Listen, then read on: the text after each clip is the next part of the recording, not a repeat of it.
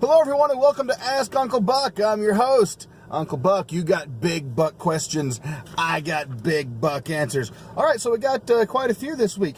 First from Paul Malone, who sent in a litany of questions. We're going to knock them out real fast. Thanks for the questions, Paul.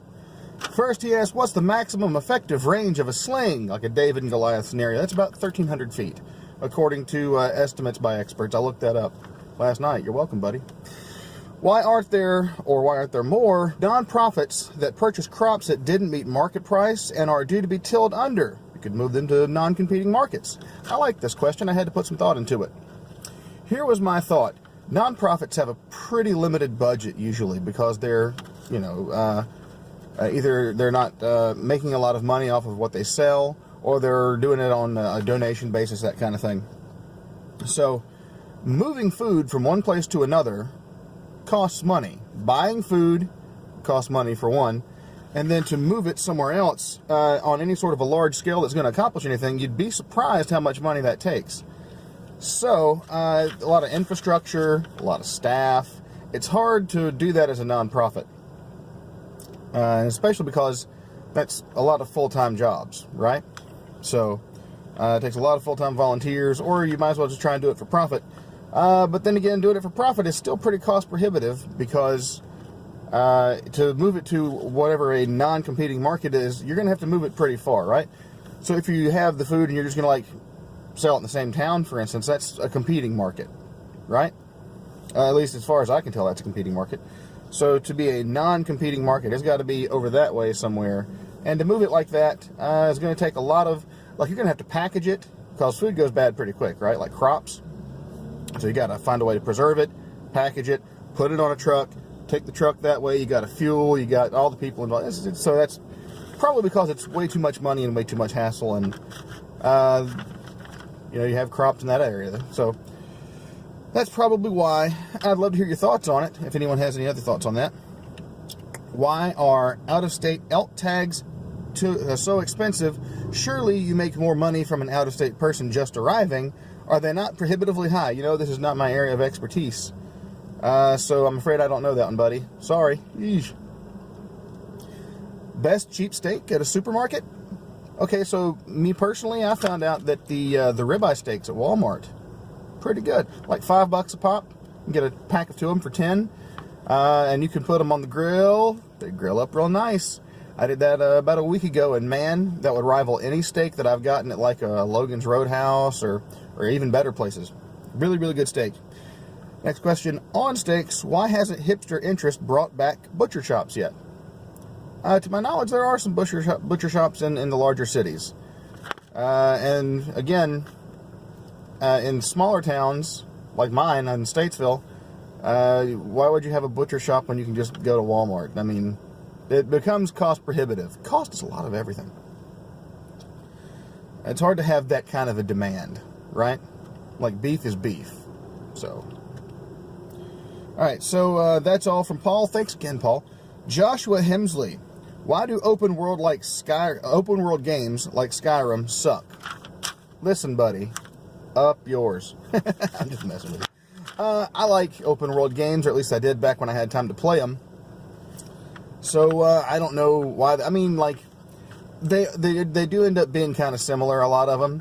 But as far as why they suck, I couldn't tell you, man.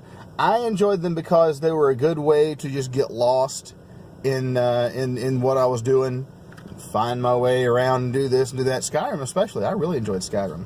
They do get repetitive. So, a lot of fetch quests, a lot of go that way and kill that dude and come back here and do the thing. But if you're looking for something to sink your time into, like you've got a lot of time to spend on video games, hey, that's a pretty good way to do it. So that's why games like Skyrim do not suck. So William Singer, when are Obamas, Clintons, and their fellow criminals going to the gallows? They're not. I don't see that level of criminal prosecution happening. I would like to go ahead and take, they're guilty. I think they probably need jail time. I doubt that's going to happen either. But I want to take the time to kind of step aside for a second and say, I understand the sentiment, like these people deserve justice, but I don't know that we need to be wishing death on people. especially people. I mean, like Hillary Clinton probably could be convicted of war crimes, probably could be convicted of something deserving death. But call me a softie if you like. I'm not real big on wishing people to the gallows. I used to be, and I just I don't know if I'm like that anymore. But you're free to think otherwise, man. I think here's my beef, because when you go around saying stuff like that, you invite people to commit real world violence. So that play, I talked about this on an episode of the show. That play where they were killing Caesar, Julius Caesar, it was or whoever. And it was made up to look like Trump. Like, and then people are going to think, oh, I need to go out and try and assassinate Trump. Someone else had taken some shooting silhouettes and put Hillary Clinton's face on them, made a bunch of money doing that, apparently. I don't agree with that either. I don't think that we need to be resorting to violence for our political differences. Just my opinion. Now, if they get convicted of something that carries a death penalty, then yeah, I mean, what can you say about that? I do believe in justice. Now, the one that I really wanted to get to, from Jane Beatty. Thanks for the question, Jane, and thank you for liking the page. Dear Uncle Buck, tell me why feminists and homosexuals love Muslims. Okay, so that's a multifaceted answer because it takes into account a lot of different things. Let's adjust this just a little bit.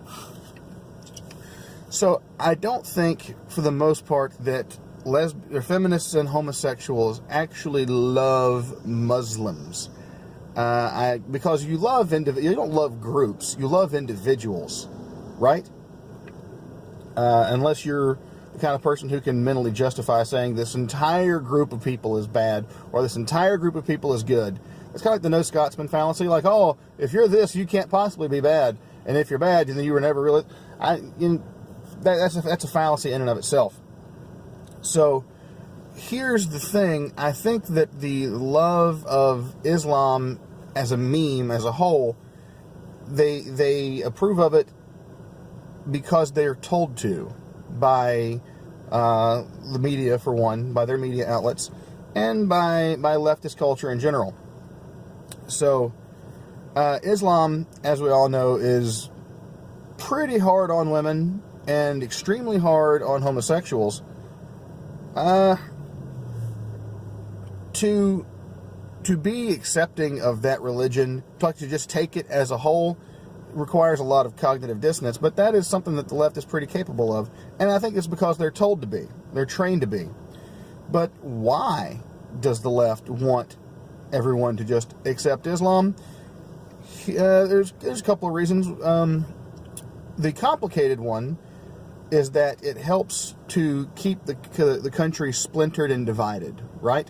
So if you got this group siding with this group against the biggest group, which is white Christians at this point still, then that's more ammo to use against white Christians. Oh, you don't want them coming in because they're brown. You don't want them coming in because they're Muslim. You're a white Christian. You're a racist. You're a hateful bigot Christian. And so you see that narrative builds and builds and builds. The other, more simple reason I think they want a lot of Islamic refugees coming into the country is because they're going to vote Democrat. And that keeps Democrats in power. Yeah. So I hope that answers your question, Jane. Thank you again for the question, and thank you for liking the page. And hey, if you're watching this video, and if you've taken the time to watch it all the way through, come and like our page. We're called Here's What I Don't Get. My name is Uncle Buck. You've been watching Ask Uncle Buck, and I've been your host. You had big buck questions. I had big buck answers. We'll catch you next week. Bye-bye.